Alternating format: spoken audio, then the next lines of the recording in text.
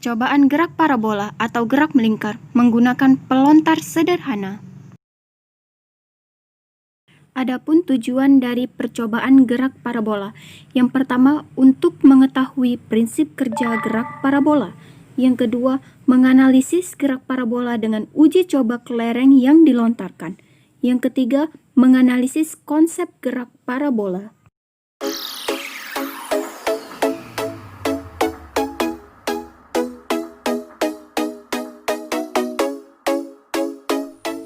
Assalamualaikum warahmatullahi wabarakatuh. Sebelumnya perkenalkan, nama saya Mulia Sari, NIM 180407001. Saya berasal dari Prodi Pendidikan Fisika. Baik, di sini saya akan memperlihatkan alat dan bahan yang saya gunakan untuk melakukan praktikum pelontar sederhana. Satu buah guli sebagai alat pelontar yang akan kita masukkan ke dalam balon. Ada satu buah penyangga, spidol untuk mengukur, ada satu buah balon,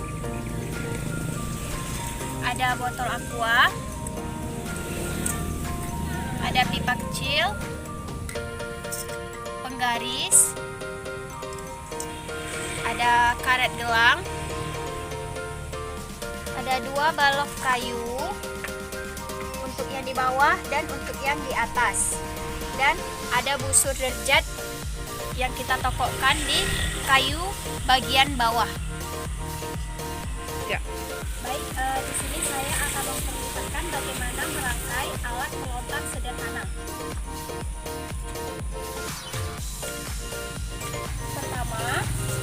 Di sini pertama kita ambil satu buah balok kayu untuk yang di bawah, dan jangan lupa rekatkan atau taruh dipakukan biar tidak lari sebuah busur untuk menentukan derajat nanti pada saat kelerengnya dilontarkan. Kemudian ambil penyangga, lalu letakkan di tengah. Kemudian ambil kayu bagian atas untuk meletakkan agar bisa dilontarkan. Kemudian taruh pipa kecil di tengah juga agar dia tidak lari. Kemudian rekatkan botol aqua dan balonnya ini direkatkan menggunakan karet gelang. Lalu kita letakkan di sini atas sini. Kita ambil dulu, kita rekatkan.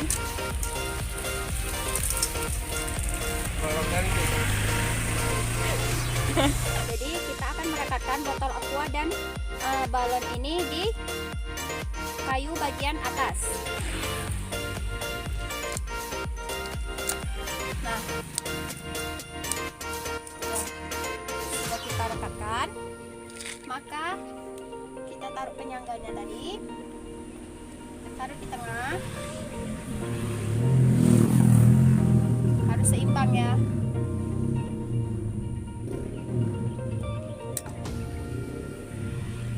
Lalu kita letakkan ini kayu bagian atasnya tadi yang udah diikat dengan botol aqua, dan jangan lupa pipa kecilnya untuk sebagai penyangga. Nah, sudah jadi alat pelontar sederhana.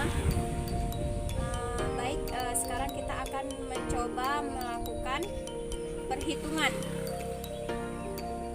Ini kita akan mencoba melontarkan kelerengnya menggunakan pelontar sederhana. Nah, di sini saya akan menggunakan sudut yang pertama, yaitu sudut 30 derajat. Sudut 30 derajat. Baik, saya akan melontarkan.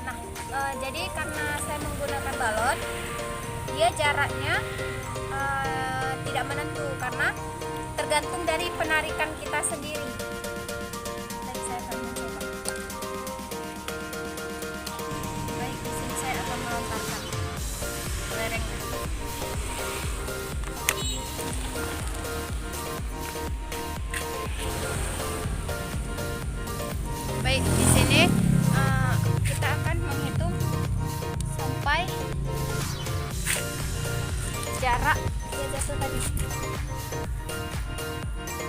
1,5 meter.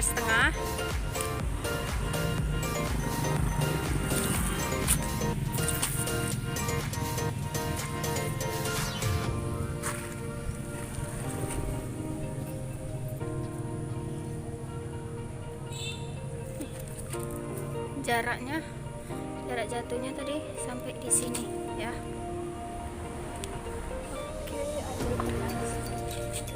Nah, ini jarak menggunakan sudut 30 derajat sebesar di sini, yaitu 224 cm ya. Baik, kita akan melakukan percobaan dengan derajat 45 derajat. Baik, tadi kan kita udah dapat pada percobaan 30 derajat, yaitu sebesar 224 cm. Nah, kalau diubah ke meter berarti jadi 2,24 meter. Nah, terus kita akan mencoba melakukan praktikum yang 45 derajat. Baik, di sini kita akan melakukan untuk yang 45 derajat.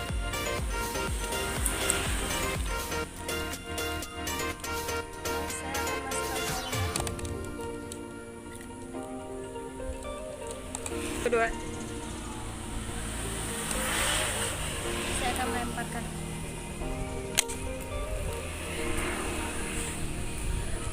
Baik, di sini saya akan mengukur pada percobaan 45 derajat apakah jaraknya akan semakin jauh atau tidak. Ini sudah 1,5 meter.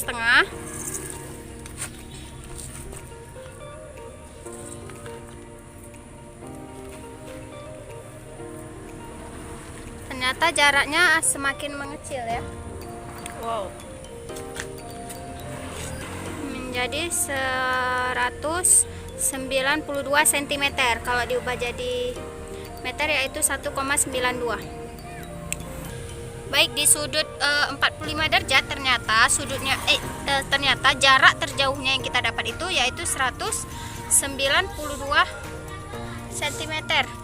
Di mana jarak terjauhnya itu semakin rendah atau tidak jauh seperti 30 derajat, menjadi 1,92 meter. Baik, selanjutnya kita akan menggunakan sudut 60 derajat.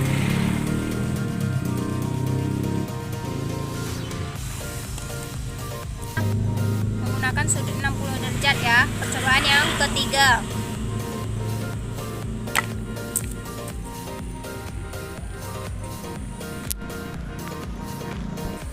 Baik, saya akan menghitung percobaan ketiga menggunakan sudut 60 derajat. Apakah lerengnya semakin menjauh atau tidak?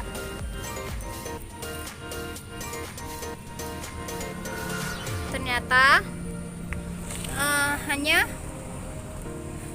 136 cm jaraknya ya.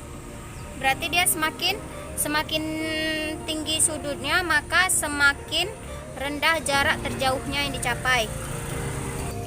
Sudut 60 derajat mendapatkan 136 cm, maka diubah menjadi meter yaitu 1,36 meter.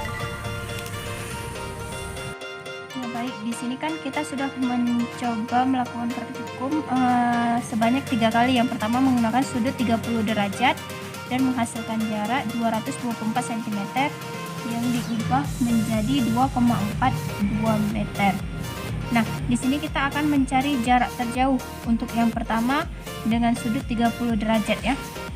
Menggunakan rumus X sama dengan V0 kuadrat dikurang sin 2 alfa per G sama dengan X-nya itu kan 2,24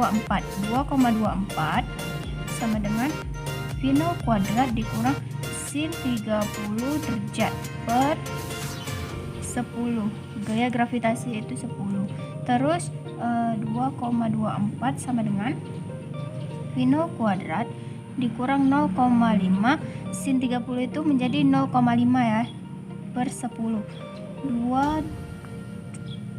22,4 karena dibalik sama dengan V0 kuadrat dikurang 0,5. V0 kuadrat sama dengan 22,4 ditambah 0,5. V0 kuadrat sama dengan 22,9. V0 sama dengan akar 22,9 yaitu menjadi 4,78 meter per sekon. Nah, kita naikkan hasil jarak terjauhnya di sudut 30 derajat yaitu 4,78 meter per sekon. Nah, sebaliknya begitu juga kita mencari untuk sudut 45 dan sudut 60 derajat.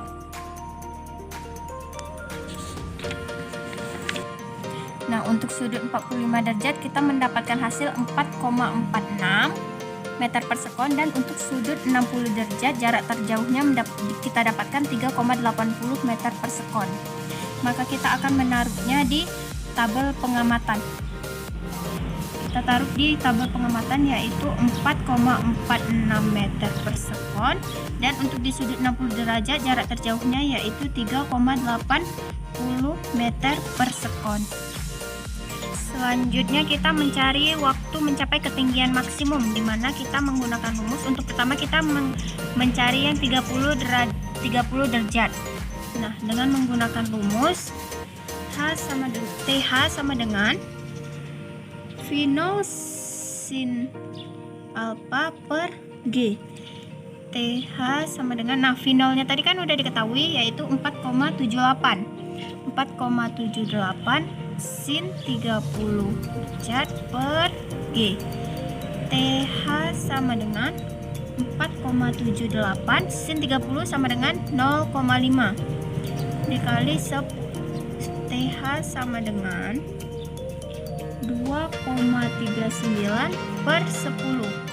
TH sama dengan 0,239 dengan satuannya sekon. Nah, maka kita taruhkan hasilnya di tabel dengan sudut 30 derajat yaitu 0,239 sekon. Nah, begitu juga sebaliknya dengan sudut 45 derajat dan 60 derajat menggunakan rumus yang sama yaitu, waktu mencapai ketinggian maksimum yang 45 derajat kita mendapatkan 0,312 sekon, dan untuk yang sudut 60 derajat kita mendapatkan 0,326 sekon. Maka kita akan menaruhkan di tabel pengamatan. Selanjutnya kita taruh di tabel pengamatan yang sudut 45 derajat yaitu 0,312 sekon, dan di sudut 60 0,326 sekon. Nah, selanjutnya kita akan mencari tinggi maksimum untuk derajat ke-30, sudut 30, yaitu H sama dengan V0 kuadrat sin kuadrat alpha per 2 kali G. H sama dengan 4,78 V0 nya tadi sin 30 derajat pangkat 2 per 2 kali 10. H sama dengan 2,8 sin 60 per 20. H sama dengan 22,8 dikali 0,86 per 20. H sama dengan 19,60 per 20. H sama dengan 0,99 meter diubah menjadi H sama dengan hasilnya diubah menjadi cm menjadi 99 cm. Nah, kita akan menaruh hasilnya di tabel pengamatan.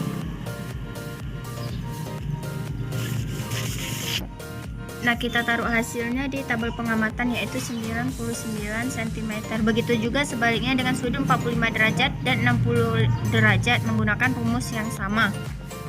Nah, tinggi maksimum yang dihasilkan untuk sudut 60 derajat kita dapatkan yaitu sebesar 61 cm. Sedangkan sudut untuk 45 derajat kita mendapatkan tinggi maksimumnya yaitu 98 cm. Baik, kita akan menuliskannya di tabel pengamatan.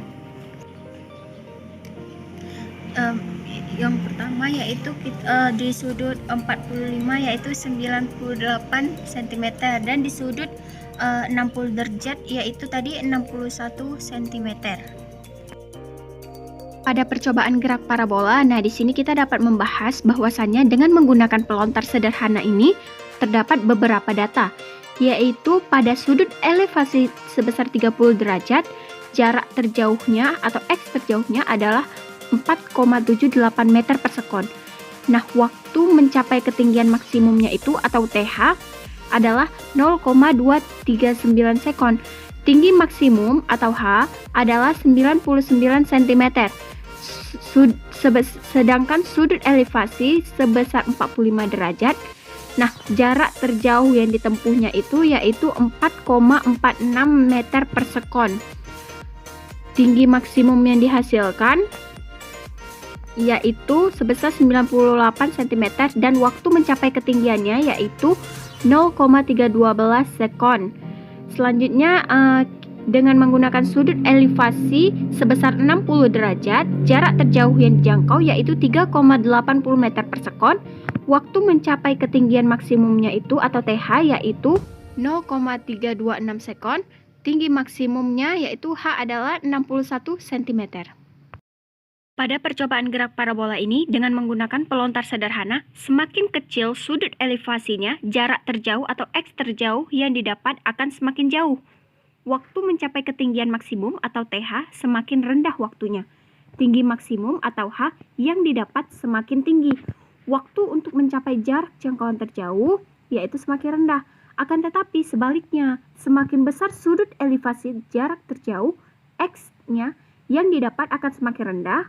Waktu mencapai ketinggian maksimumnya akan semakin tinggi waktunya, dan tinggi maksimum atau H yang didapat akan semakin rendah. Kesimpulan yang dapat kita simpulkan dari hasil percobaan mengenai gerakan parabola dengan menggunakan pelontar sederhana, yaitu dari hasil data pengamatan yang telah kita lakukan dapat disimpulkan bahwasannya sudut elevasi dan kecepatan awal sangat berpengaruh terhadap tinggi maksimum dan jarak maksimum yang ditempuh suatu benda dalam gerak parabola atau gerak melingkar. Semakin besar sudut elevasinya, dengan tarikan tembakan yang stabil, maka kecepatan akan semakin kecil. Lalu semakin besar jarak tempuh dan semakin kecil selang waktu yang dibutuhkan untuk menempuh jarak tersebut dengan tarikan tembakan yang stabil ya, maka kecepatan akan semakin besar. Maka dari itu, semakin besar sudut yang digunakan, maka jarak yang ditempuh akan semakin kecil atau rendah. Begitu juga sebaliknya, semakin kecil sudut elevasinya, maka akan semakin jauh jarak yang ditempuh pada saat kelereng dilontarkan. Akan tetapi, tarikannya harus stabil, karena jika kita terlalu kuat ataupun terlalu rendah, maka dia akan tergoyahkan karena tergantung dari penarikan kita sendiri.